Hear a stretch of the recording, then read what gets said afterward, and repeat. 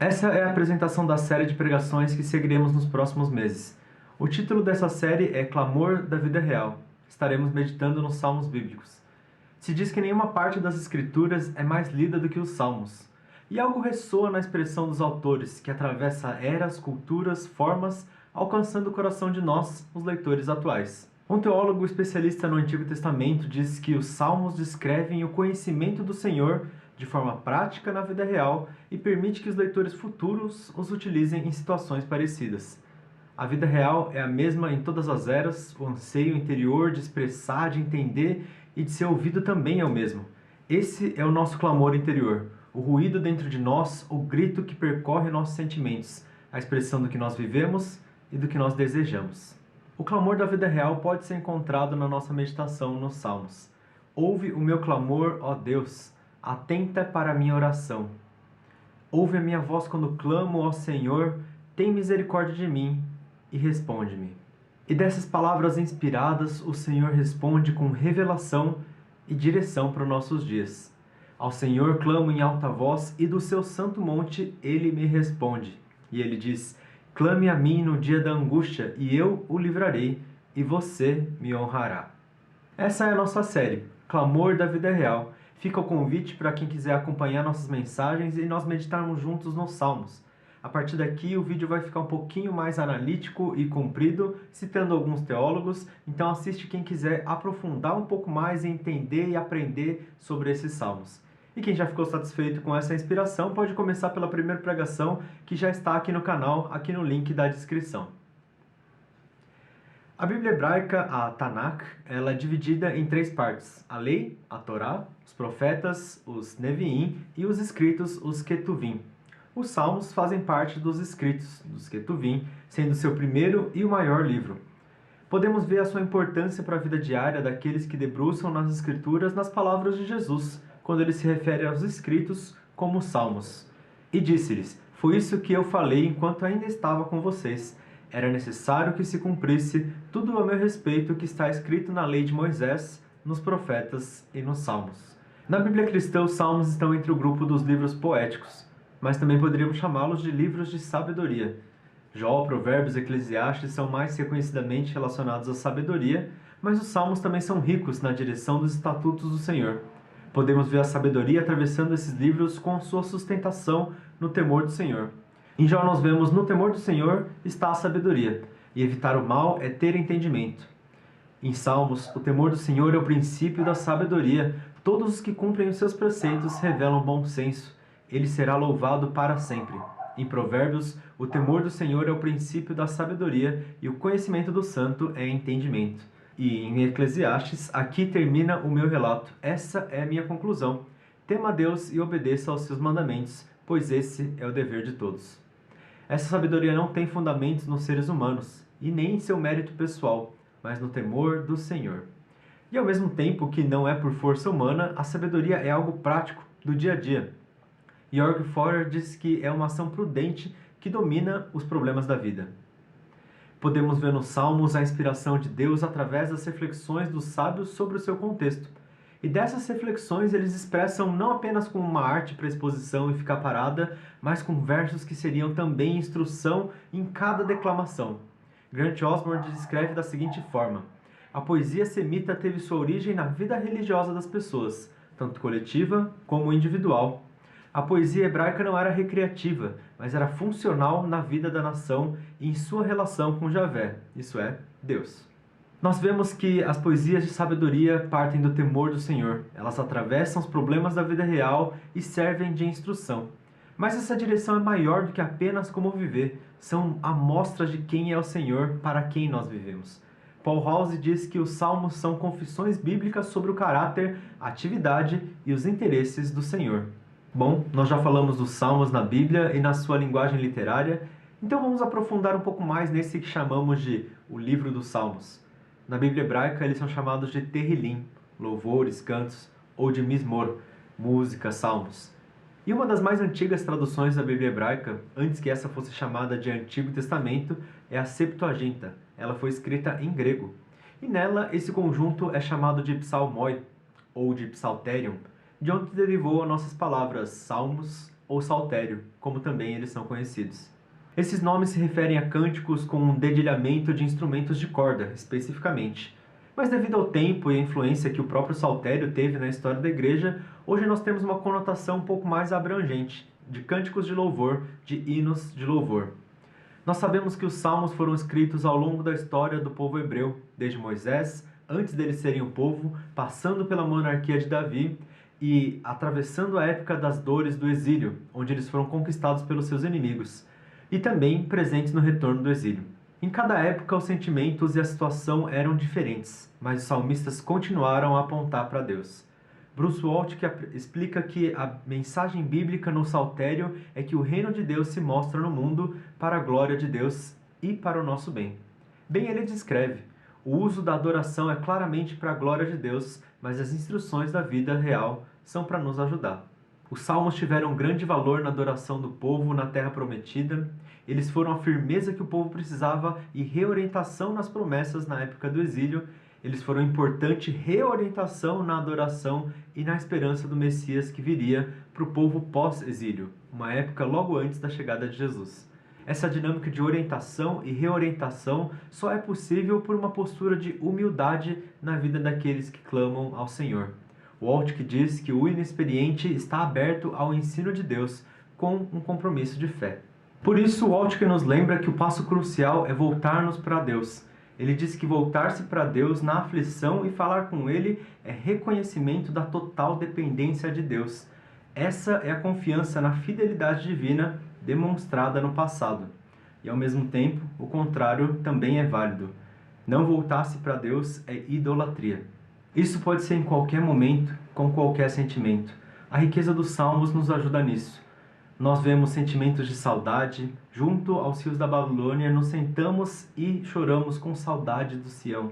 De contemplação e de pequenez, quando olho para o céu e contemplo a obra de teus dedos, a lua e as estrelas que ele puseste, pergunto: quem são os simples mortais, para que neles penses? Quem são os seres humanos, para que com eles te importes? Sentimentos de dúvida e angústia, mais reorientação. Certamente me foi inútil manter puro o coração e lavar as mãos na inocência. O meu corpo e o meu coração poderão fraquejar, mas Deus é a força do meu coração e a minha herança para sempre. Sentimentos de dor e de confiança, mesmo quando eu andar por um vale de trevas e de morte, não temerei perigo algum, pois tu estás comigo, a tua vara e o teu cajado me protegem. Sentimento de consolo em meio ao sofrimento. Esse é o meu consolo no meu sofrimento. A tua palavra dá-me vida. Sentimento de alegria na segurança. O Senhor é minha força e o meu escudo. Nele o meu coração confia e dele recebo ajuda. Meu coração exulta de alegria e com o meu cântico lhe darei graças. Sentimento de angústia sem esperança.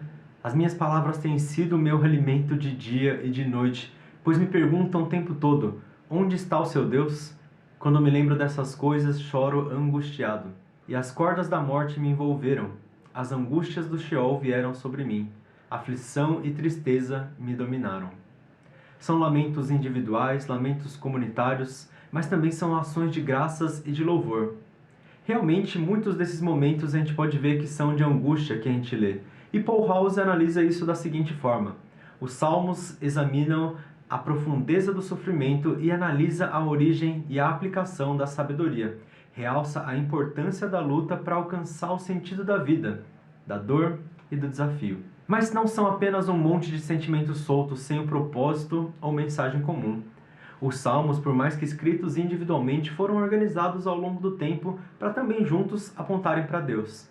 Há quem compare o saltério com pastas de hinos e louvores como as que temos hoje, e faz sentido. Conforme eles foram compostos, novos salmos entravam e salmos antigos eram deixados, eram selecionados e tinham um conjunto, um resultado de salmos antigos e salmos recentes, todos eles no mesmo grupo. Mas isso é uma comparação e não uma equivalência. Não foram apenas mantidos por conta de relevância de ritmos ou de gostos, mas com um propósito específico para cada momento. Diz Waltke que o saltério começou com cânticos compostos em situações históricas peculiares. Esses poemas foram usados na vida litúrgica do Israel que adorava e posteriormente reunidos em coleções mais antigas. Exemplo dessas coleções está em Salmo 72, versículo 20. Encerram-se aqui as orações de Davi, filho de Jessé. Esse versículo encerra o que nós chamamos de segundo livro. Essa divisão que compreendemos tem 5 livros, e esses são 2 primeiros, com muitos salmos de Davi, um dos blocos mais antigos. Podemos ver essas divisões por conta de doxologias que encerram cada um desses livros. Elas têm a forma de bênção sacerdotal e um amém. Ainda no exemplo do segundo livro, nós podemos ver terminando com Bendito seja o seu glorioso nome para sempre. Encha-se toda a terra da sua glória. Amém e amém. Eu li apenas um, mas em cada um desses livros tem a sua doxologia. Em quase todas as Bíblias nós podemos encontrar essas divisões escrito livro 1, livro 2, livro 3, livro 4 e livro 5. O 1, começando no capítulo 1 ao 41, livro 2 no capítulo 2 ao 72, o livro 3 no capítulo 73 ao 89, livro 4 de 90 a 106 e o livro 5 de 107 a 150. Existem várias teorias sobre uma temática geral que percorre cada livro. Isso é muito interessante, mas não vamos nos aprofundar nesse momento. Mais interessante é a gente perceber uma certa semelhança entre esses 5 livros e os 5 livros da Lei de Moisés. A Torá, ou como chamamos o Pentateuco. 5 livros de salmos escritos primariamente por Davi são semelhantes. Semelhante também é a referência que Mateus faz ao escrever o seu evangelho, registrando 5 sermões de Jesus em 5 blocos. Especialmente o foco do rei Davi na produção, na organização e no incentivo do louvor com os salmos nos deu essa herança. Watt comenta: Davi, o Mozart de Israel, transformou em ópera a liturgia de Israel, colocando-a no palco do templo com a música e com o libreto dos seus salmos para acompanhá-la. Libreto é o textinho, o script da ópera. Mais tarde, depois de Davi, podemos ver que a edição aponta para a figura do rei, inicialmente apontando para o rei humano, mas conforme o rei humano se demonstrava incapaz de corresponder à sua posição, o Messias futuro se tornava cada vez mais claro nessas leituras. Dessas edições, algo muito rico a gente vê como os salmos iniciam e como eles terminam. O primeiro versículo já diz: como é feliz aquele que não segue o conselho dos ímpios, que não imita a conduta dos pecadores, e nem se assenta na roda dos zombadores. O Altke diz que o Salmo 1 funciona como um portão de um jardim, protegendo do mau uso os hinos sagrados de Israel. O início dos Salmos nos aponta como devemos lê-los, buscando a sabedoria de Deus e não como ímpios, mas como justos. E termina dessa forma. No último versículo diz: tudo que tem vida, louve ao Senhor. Aleluia. Se o início nos conduz nessa postura de leitura, o último nos direciona para uma postura além do livro, no nosso dia a dia.